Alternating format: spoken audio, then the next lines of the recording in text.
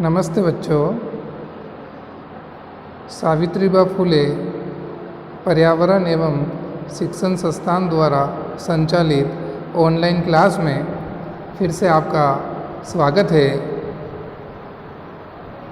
पिछले वीडियो में छात्रों हमने अध्ययन किया था पंजाब के विलय के बारे में और कैसे प्रथम आंग्ल सिख युद्ध हुआ अंग्रेज़ों और सिखों के बीच, और उसमें पहले लाहौर की संधि और फिर बेरोवाल की संधि हुई, जिसके तहत प्रथम आंग्ल सिख युद्ध समाप्त हो गया था।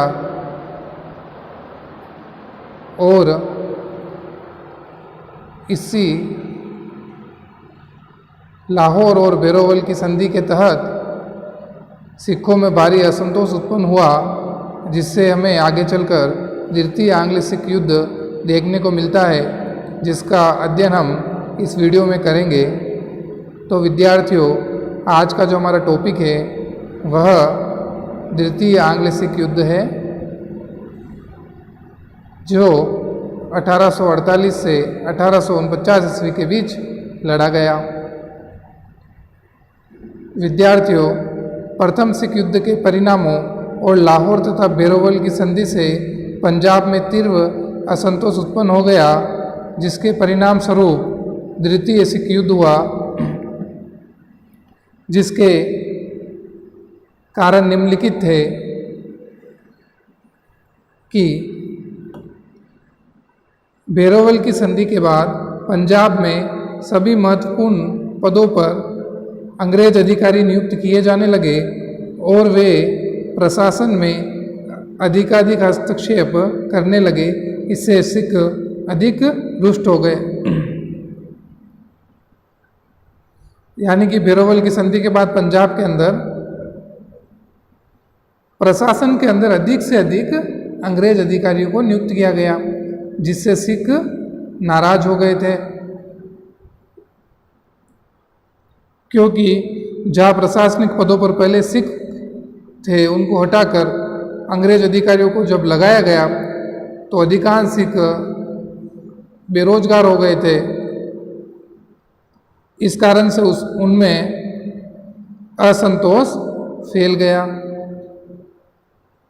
दूसरा जो कारण था द्वितीय आंग्ल सिख युद्ध का, कि अंग्रेजों ने सुधार के बहाने मुसलमानों को अजान और गोवध के अधिकार प्रदान किए और जानबूझकर सिखों के हितों के विरुद्ध तथा उनकी धार्मिक भावना के विपरीत कार्य किए, जिससे सिखों में अत्यधिक असंतोष उत्पन्न हो गया।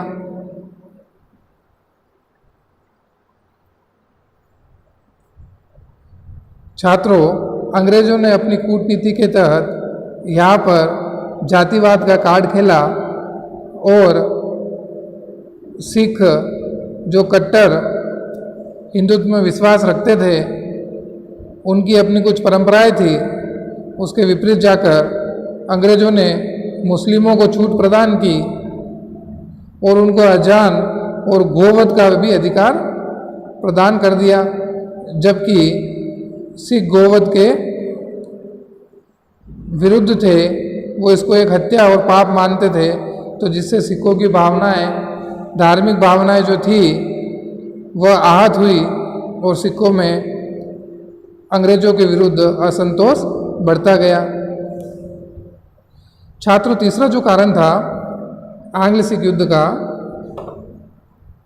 सिख सेना की संख्या घटा देने से अनेक सिखों की जीविका के साधन समाप्त हो गए और अनेक लोग बेरोजगार हो गए। बेरोजगारों ने अपनी बेरोजगारी के लिए अंग्रेजों को उत्तरदायी माना। जैसा कि पिछले वीडियो में हमने अध्ययन किया था छात्रों, कि बेरोवाल की संधि के तहत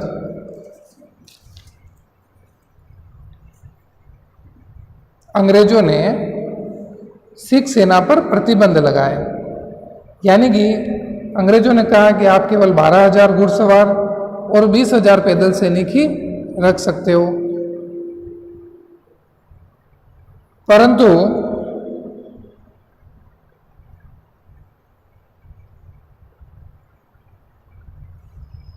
इस संधि के कारण सॉरी, ये जो संधि हुई थी छात्रों, वो लाहौर की संधि थी, और लाहौर की संधि के तहत सिख सैनिकों की संख्या घटा दी गई, जिससे अनेक सिख बेरोजगार हो गए और अंग्रेजों के प्रति उनका असंतोष बढ़ता गया। अब देखिए अगला जो कारण था कि सिखों को यह विश्वास था कि उनकी पराजय और स्वतंत्रता छीन जाने के कारण उनकी वीरता और युद्ध कौशल का अभाव नहीं, अपितु उनके अधिकारियों और सरदारों की आपसी फूट व पंजाब राज्य के प्रति विश्वासघात था। अतः एक बार पुनः युद्ध होने पर वे अंग्रेजों को निश्चित ही परास्त कर देंगे। छात्रों, सिखों को, सिख जो जनता थी पंजाब के राज्य की, उनको इतना तो विश्वास था कि हमारी वीरता और युद्ध कौशल की वजह से, युद्ध कौशल हमारा कमज़ोर नहीं है और इस वजह से हम नहीं हार रहे हैं अंग्रेज़ों से, बल्कि हम हमारी आपसी फूट और पंजाब के प्रति सरदार और अधिकारियों का अविश्वास के कारण, हम विश्वासघात के कारण हम अंग्रेज़ों से हार रहे हैं। और ये सिखों का क्या, विद्यार्थियों, ये बात तो पूरे भारत में ही लागू होती है कि अंग्रेज जो भारत पर अधिकार करने में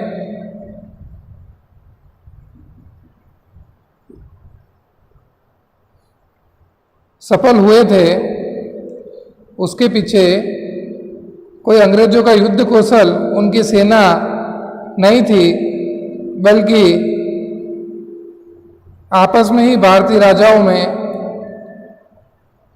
फूट और सेनापतियों द्वारा विश्वासघात के कारण ही एक एक करके अंग्रेज सभी प्रांत या राज्य भारत के जीतते गए और उन्हें ब्रिटिश साम्राज्य में मिला लिया। तो यह बात सिखों को भी पता चल गई थी कि हम कोई कमज़ोर कौम नहीं है, तथा हम अंग्रेजों से हमारी आपसी फूट के कारण ही हार रहे हैं। इस कारण इनको यह तो विश्वास था कि एक बार और अगर युद्ध हुआ तो हम अंग्रेजों को निश्चित ही परास्त कर देंगे। अब जो द्वितीय आंग्ल सिख युद्ध का अगला कारण था,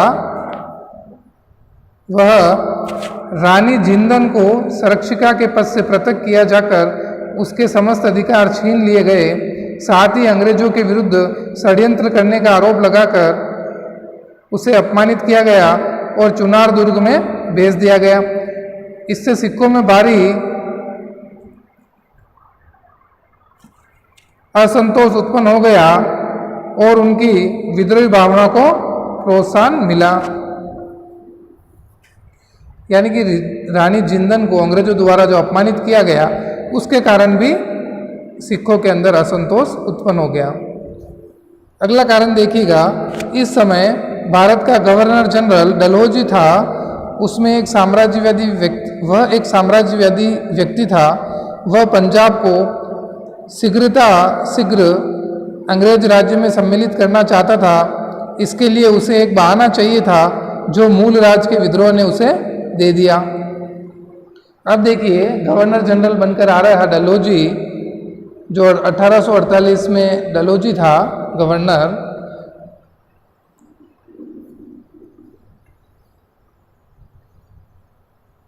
और डलहौजी एक साम्राज्यवादी व्यक्ति था। वह जल्द से जल्द पंजाब पर कब्जा करना चाहता था, परंतु उसे कोई न कोई बहाना चाहिए था, जो कि पिछले जितने भी युद्ध हुए उनमें हमने देखा था कि अंग्रेजों को भारतीय प्रांतों को अपने ब्रिटिश साम्राज्य में मिलाने के लिए, उनके विरुद्ध युद्ध करने के लिए कोई न कोई बहाना चाहिए होता था कि वो संधि का उल्लंघन का आरोप लगा देते या किसी न किसी तरीके से उन पर आरोप लगाकर युद्ध, प्रांतों के विरुद्ध युद्ध अंग्रेज करते थे। और यहाँ भी वही स्थिति बन रही है कि डलहौजी को एक बहाना चाहिए था कि कैसे पंजाब पर हम आक्रमण करें, और इस डलहौजी को मौका दे दिया था मूलराज के विद्रोह ने। तो देखते हैं मूलराज का विद्रोह क्या था। यानी कि विद्यार्थियों, जो द्वितीय आंग्ल सिख युद्ध था उसका तात्कालिक कारण जो देखा जाता है वह मूलराज के विद्रोह को ही माना जाता है। अब देखिए, मूलराज जो था वह मुल्तान का गवर्नर था। अंग्रेज रेजिडेंट के प्रभाव और हस्तक्षेप से लाहौर दरबार ने मूलराज से उत्तराधिकार कर के रूप में 20 लाख रुपए तथा 1/3 राज्य देने की मांग की। ये मूलराज जो था वह छात्रों मुल्तान का गवर्नर था, परंतु अंग्रेजों के प्रभाव और हस्तक्षेप के कारण लाहौर दरबार को उस्काया। यानी कि लाहौर का राजा जो था उसको मूलराज के विरुद्ध उकसाया कि आप मूलराज से उत्तराधिकारी कर के रूप में 20 लाख रुपए तथा 1/3 राज्य लेने की मांग करें। अब देखिए, अंग्रेज रेजिडेंट ने उस पर कुशासन का भी आरोप लगाया जो निराधार था और उसके यहाँ एक अंग्रेज रेजिडेंट रखना चाहा। इससे रुष्ट होकर मूलराज ने अपने पद से त्यागपत्र दे दिया। परिणाम स्वरूप सरदार खान सिंह को मुल्तान का गवर्नर बनाकर उसके साथ 2 अंग्रेज अधिकारी वहाँ के प्रशासन पर नियंत्रण रखने के लिए लाहौर में अंग्रेज रेजिडेंट ने मुल्तान भेजे। अब देखिए, इस बात से नाराज हो गया था मूलराज और उसने अपने पद से त्यागपत्र दे दिया था और बाद में मुल्तान का जो गवर्नर बना वह सरदार खान सिंह को बनाया गया, परंतु उस पर भी नियंत्रण रखने के लिए 2 अंग्रेज अधिकारी उसके ऊपर नियुक्त कर दिए।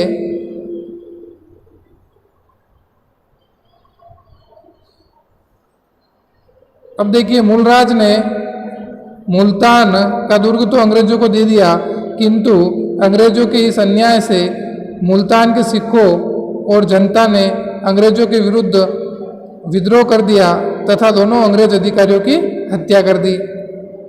अब देखिए, उस समय भी जनता कितनी सशक्त थी कि जब राजा द्वारा ही अपना राज्य अंग्रेजों को सौंप दिया गया, जिससे वहाँ की जनता ने विद्रोह कर दिया और जो 2 अंग्रेज अधिकारी खान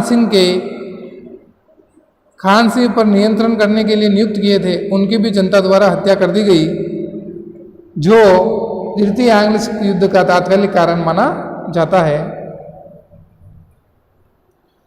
अतः अंग्रेजों ने मूलराज और रानी जिंदन पर यह आरोप लगाया कि उन्होंने अंग्रेजों के विरुद्ध षड्यंत्र करके विद्रोह को भड़काया, जबकि यह आरोप निराधार था।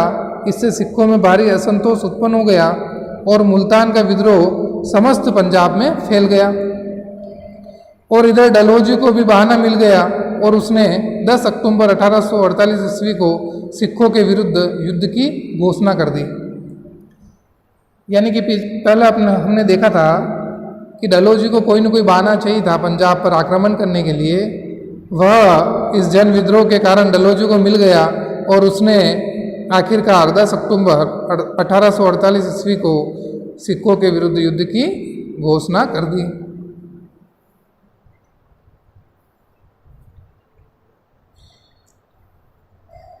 अब देखिए, युद्ध की जो घटनाएं हुई कि 22 नवंबर 1848 ईस्वी को सिखों और अंग्रेजों में युद्ध हुआ, किंतु यह अनिर्णायक रहा।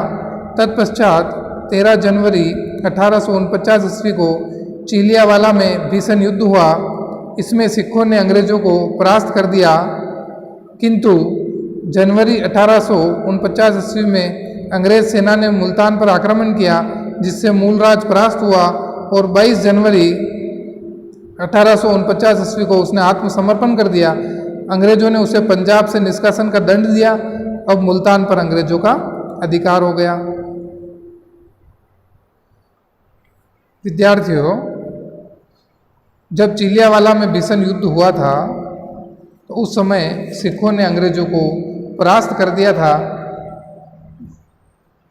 परंतु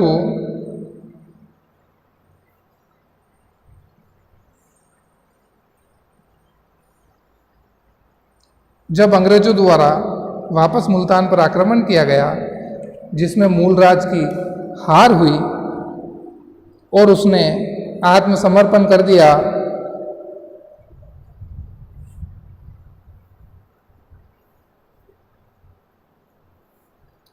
जिससे अंग्रेजों ने पंजाब को ब्रिटिश साम्राज्य के अंदर मिला लिया। अब देखिए 21 फरवरी 1849 ईस्वी को चिनाब नदी के तट पर सिखों और अंग्रेजों में अंतिम युद्ध हुआ। फिर क्या हुआ विद्यार्थियों कि जो लास्ट में बच गए थे सिख विद्रोही, उन्होंने फिर से अंग्रेजों के विरुद्ध विद्रोह कर दिया, जिसके कारण एक बार फिर 21 फरवरी 1849 को सिखों और अंग्रेजों में अंतिम युद्ध हुआ। यद्यपि सिख सेना अध्यम उत्साह और अपूर्व शौर्य के साथ लड़ी, किंतु अंत में वह परास्त हो गई, जिसका प्रमुख कारण अंग्रेजों द्वारा तोपों का इस्तेमाल किया गया था युद्ध में। विद्यार्थियों, इस कारण से क्या हुआ कि सिखों की स्थिति कमजोर हो गई और सिख सेना परास्त हो गई। अब पूर्ण रूप से 13 मार्च 1849 को सिख सेना ने अंग्रेजों के समक्ष आत्मसमर्पण कर दिया।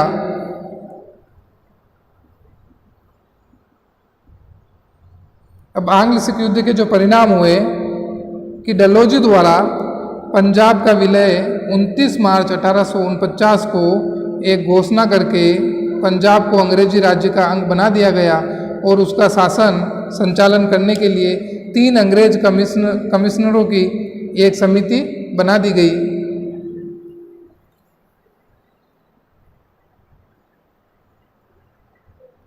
यानी कि पूर्ण रूप से 29 मार्च 1849 ईस्वी को डलहौजी ने पंजाब का विलय अंग्रेजी साम्राज्य में कर दिया था।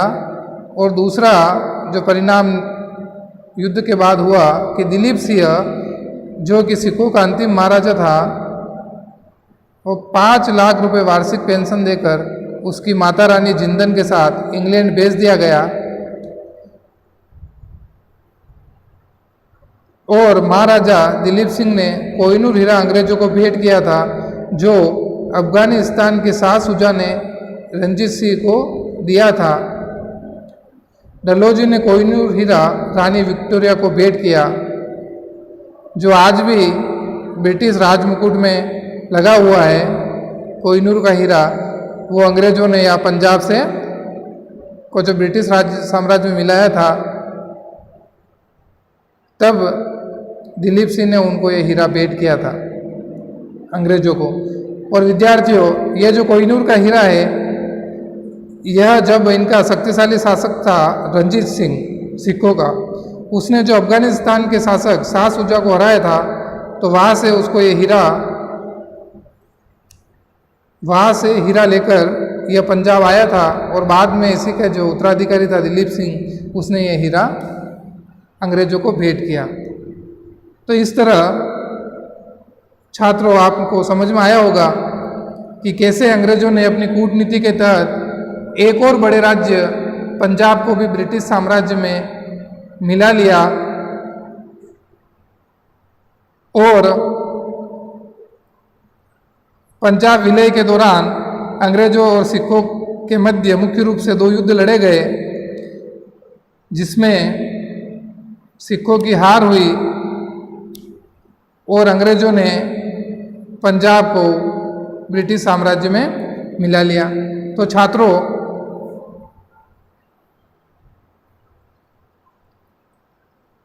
पंजाब विलय पर बहुत से इतिहासकारों की अपनी अपनी राय है।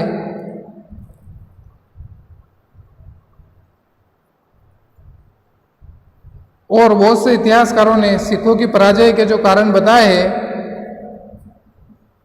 वह निम्नलिखित है कि अंग्रेजों की सैनिक व नेतृत्व की श्रेष्ठता, यानी कि अंग्रेजों के पास सेना और नेतृत्व सिखों की अपेक्षा श्रेष्ठ था।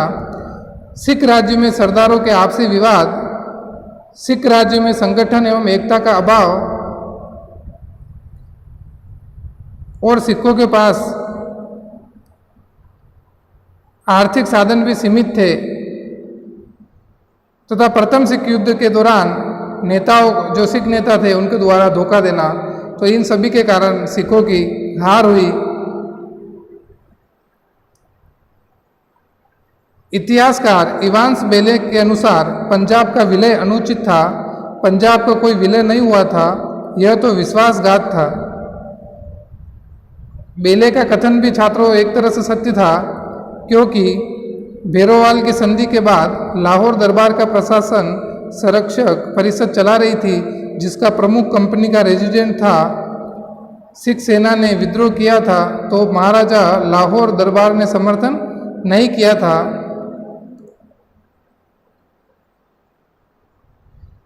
महाराजा के संरक्षक के रूप में रेजिडेंट फ्रेडरिक क्यूरी का भी कर्तव्य था कि वह विद्रोह को दबाता, परंतु जानबूझकर विद्रोह को पूरे पंजाब में फैलने का समय दिया गया, जिसके कारण डलहौजी ने आरोप लगाकर पूरे पंजाब को ब्रिटिश साम्राज्य में मिला लिया। यानी कि इतिहासकार इवांस बेले ये कहना चाह रहे हैं कि भैरोवाल की जो संधि हुई थी प्रथम आंग्ल सिख युद्ध के बाद, उसके बाद से ही मुख्य रूप से जो शासन चला रहे थे वो अंग्रेजी थे, जबकि राजा तो वह नाम मात्र का शासन कर रहा था। कंपनी का जो रेजिडेंट वह नियुक्त किया गया था, और जब ये विद्रोह पंजाब में फैल रहा था तो उसका भी कर्तव्य था कि वह विद्रोह को दबाए, परंतु अंग्रेजों की यह महत्वाकांक्षा पूरे पंजाब राज्य को हड़पने की थी, तो डलहौजी ने रेजिडेंट को विद्रोह को दबाने के लिए आदेश नहीं दिया, जिसके कारण पूरे पंजाब में विद्रोह फैला और डलहौजी को बहाना मिल गया और उसने पंजाब पर आक्रमण कर पंजाब का विलय ब्रिटिश साम्राज्य में कर दिया। तो छात्रों, यहाँ तक आपको समझ में आया होगा। अब हम अगले वीडियो में मिलेंगे एक नए टॉपिक के साथ। धन्यवाद।